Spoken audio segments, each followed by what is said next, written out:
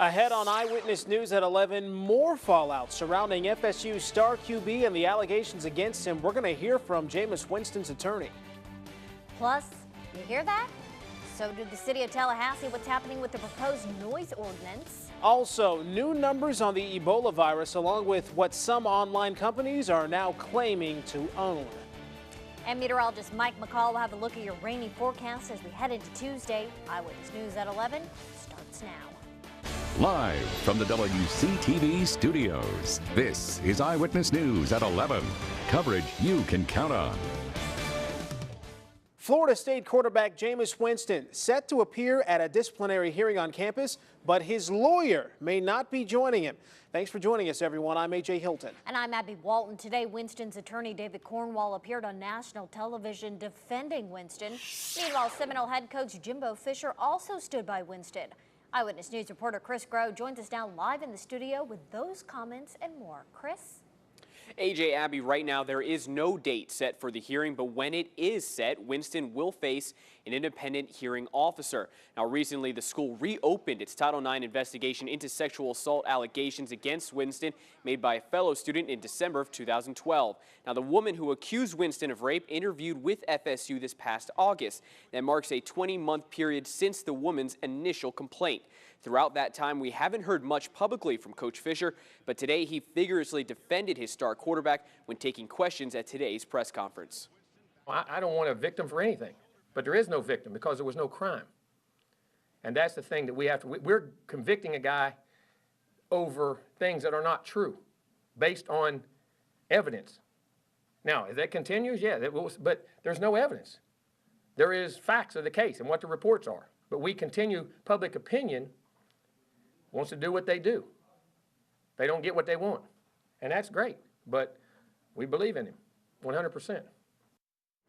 Now, also defending Winston today was his attorney, David Cornwell. Cornwell made an appearance on ESPN's Outside the Lines.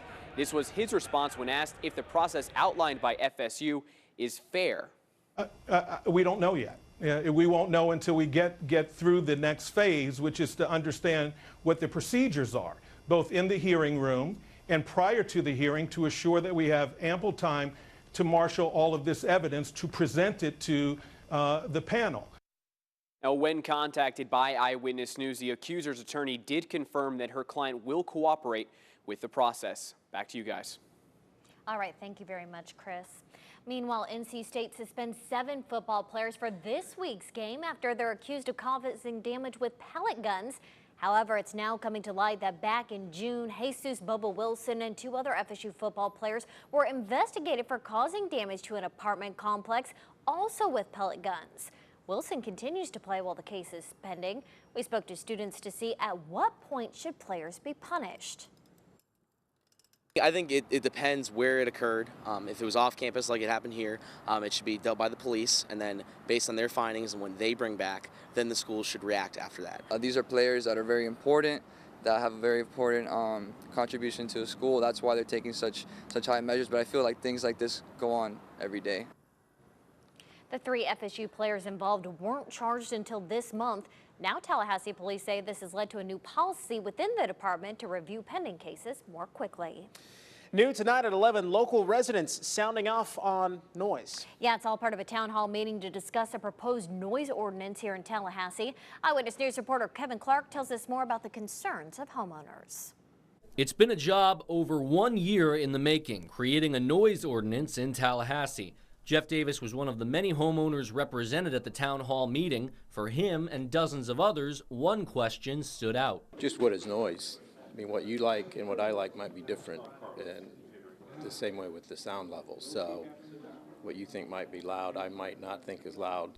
Residents spent much of the evening giving comments and concerns about noise within the city. The Council of Neighborhood Associations will consider the comments when forming an official position. It's going to take a matter of time for us to really get involved with it and set a standard that is fair to neighborhoods and fair to their businesses in our community. But how much noise is too much as defined by an ordinance? One way to determine this could be using a judgment call by a law enforcement officer. A second option is scientifically, with police using decibel readers. Is it something that needs to be addressed legislatively, perhaps funding for those items, or is there a grant to buy you those items.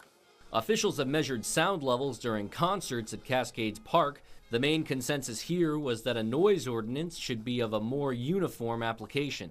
Kevin Clark, WCTV Eyewitness News. The city of Tallahassee relied on the state statute until a few years ago.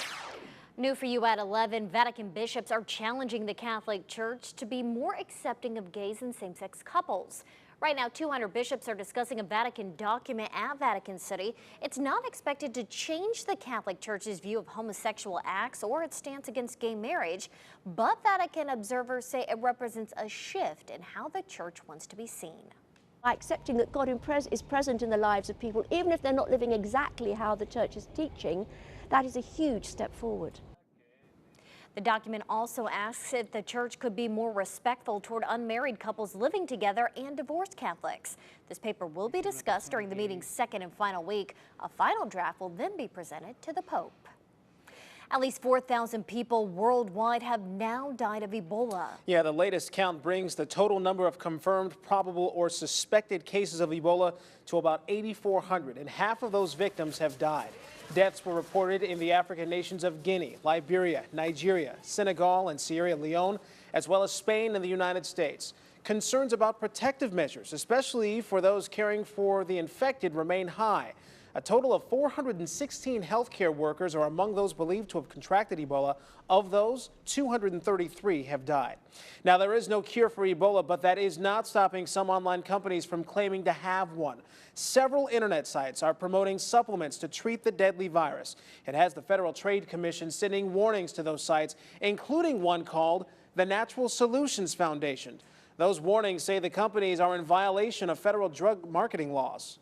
There are no FDA-approved vaccines or products that you can buy online that would cure, prevent, or treat Ebola.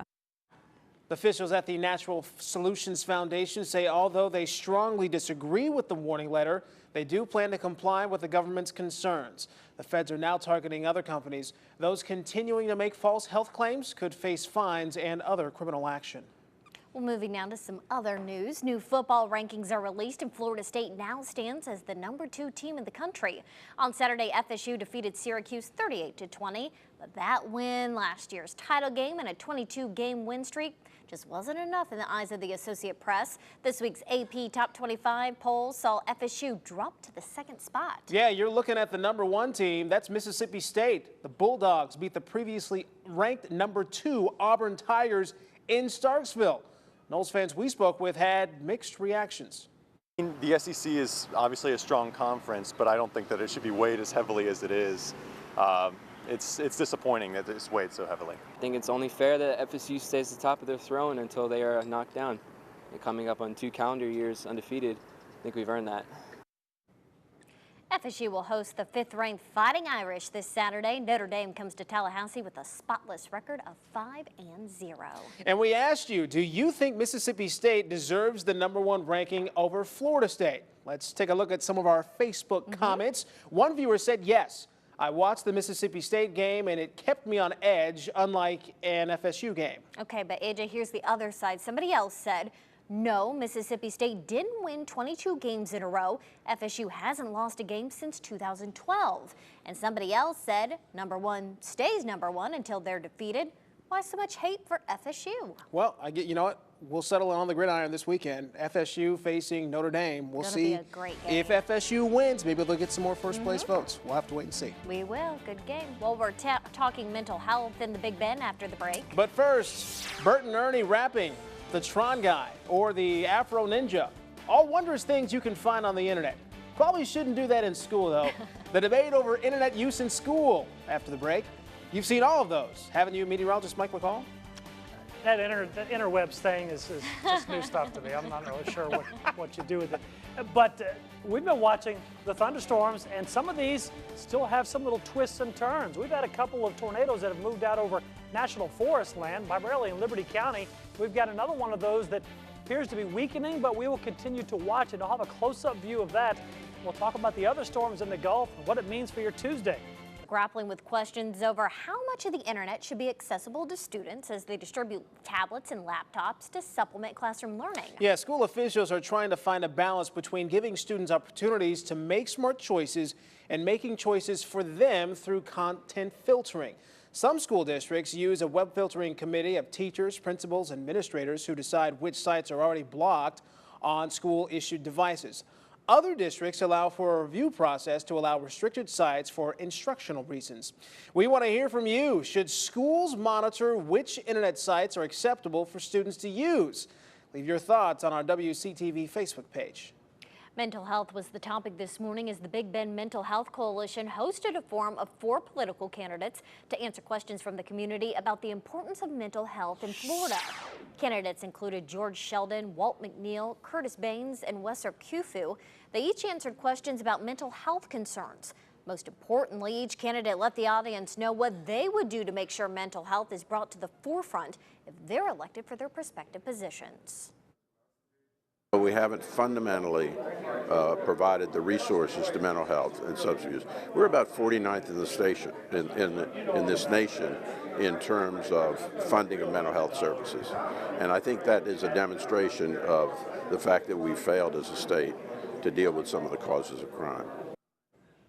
More than 15 organizations were present at today's forum. Some new faces will soon be on the streets of Tallahassee. 8 new officers were sworn in for the Tallahassee Police Department this morning. Each of the officers were given badges after reciting the TPD oath. Police Chief Michael DeLeo also gave the new officers words of wisdom. It was a very memorable day. I mean, like I said, this is your first look into being the police officer. You're getting your badge for the first time, and you're getting your name out there saying that, hey, now I'm a police officer. I'm here to protect and to serve. And afterwards, each officer had their badge pinned on by a family member. Kudos to all the new police officers out there, especially being pinned by a member of the family. That's really neat. Congratulations.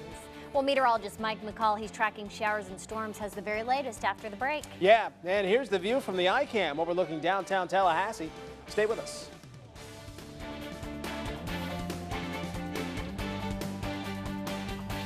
I suppose we should be saying some welcome rain in the forecast this evening, huh? Yes, showers and storms. That's certainly going to be the big plus in this October. This is typically one of the driest times of the year. Okay. So if you get a front where you can get a few inches of rain, may even have some flooding rains tomorrow because this rain could come in waves tomorrow.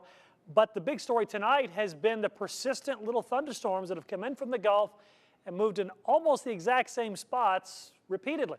3 or 4 times we've seen these little storms come in. They move inland, they get to around western Franklin County, and then kind of spin up into little small tornadoes, move up into Liberty County, and then fall apart. We've seen it a few times. We had one earlier which likely dropped a couple trees down perhaps over Calhoun County, but so far, very fortunately, for the most part, these have all been moving over national forest land. Now, we did have one that was very close to the community of Sumatra. That's extreme south-central parts of Liberty County, but I believe that the actual tornado, if there was one, was likely just north of there. It's also kind of hard to get verification because it's an unpopulated area. This is all good news in that where it's happening, but we continue to monitor these storms, and you can see them moving from south to north. Now, this little line, if you will, started out in Calhoun County, so it's moved a little bit east.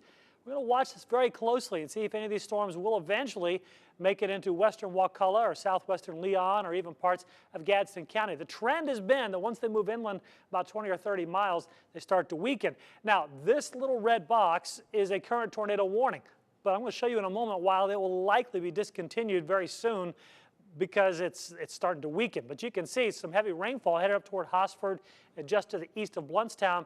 But we switched to what's called the storm velocities.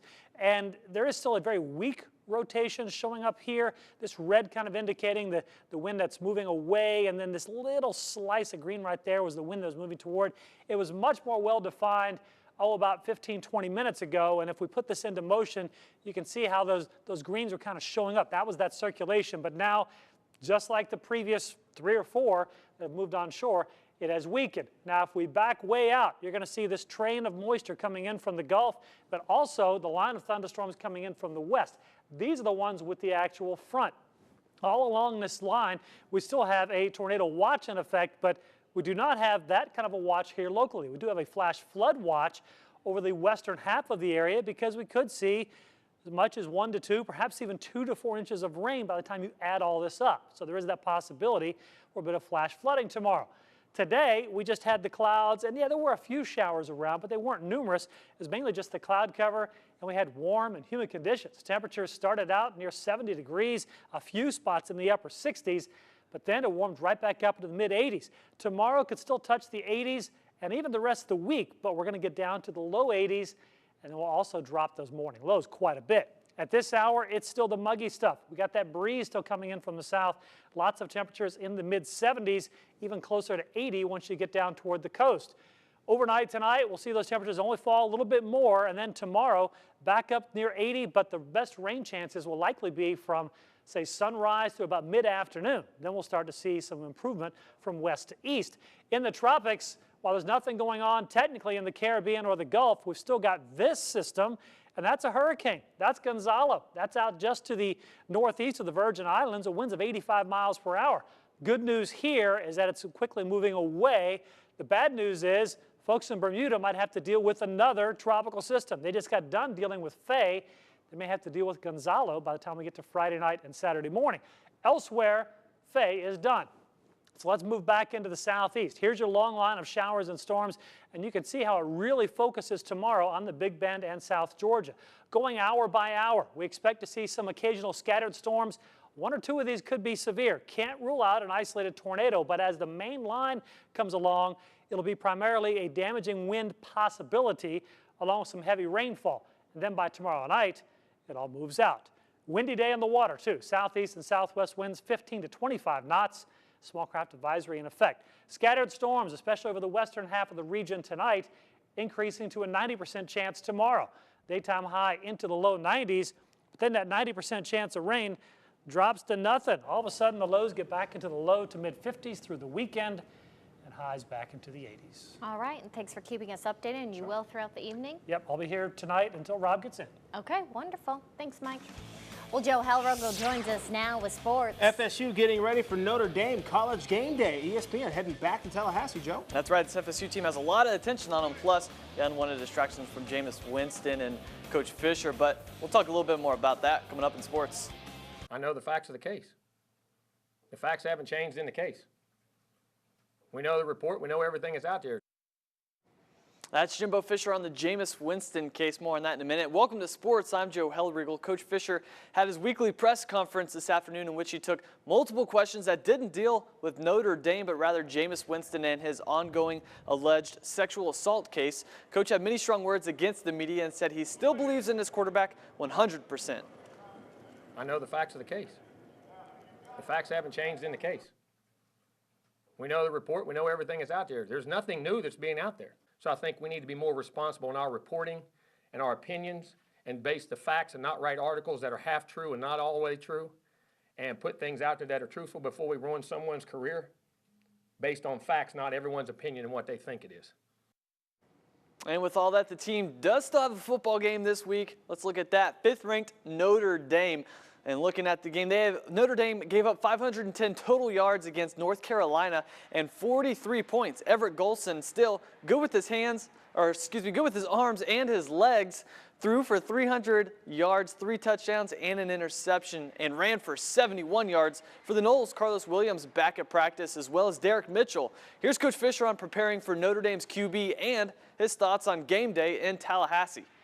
We'll have to definitely contain him because he can beat you with his legs. He can beat you with his arm, his competitiveness, his toughness. I mean, guy's a heck of a football player. But he has great ones around him. Receivers can run and get down the field. Tight ends, big linemen. I mean, they can run the football. I mean, they do it all. You got to remember, this is the 3rd time we've been on game day. 3rd time in 1 year. The only time I think they've ever been to one school twice in the same year. And if you go back to the national championships, that's 4 times in 1 year.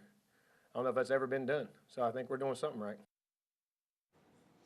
All right, Coach says he isn't worried about the rankings, but we'll take a look at the new rankings. Knowles dropped to number 2 in the polls. Mississippi State jumps up to number 1 with 45 first-place votes. They're also number 1 in the coaches poll.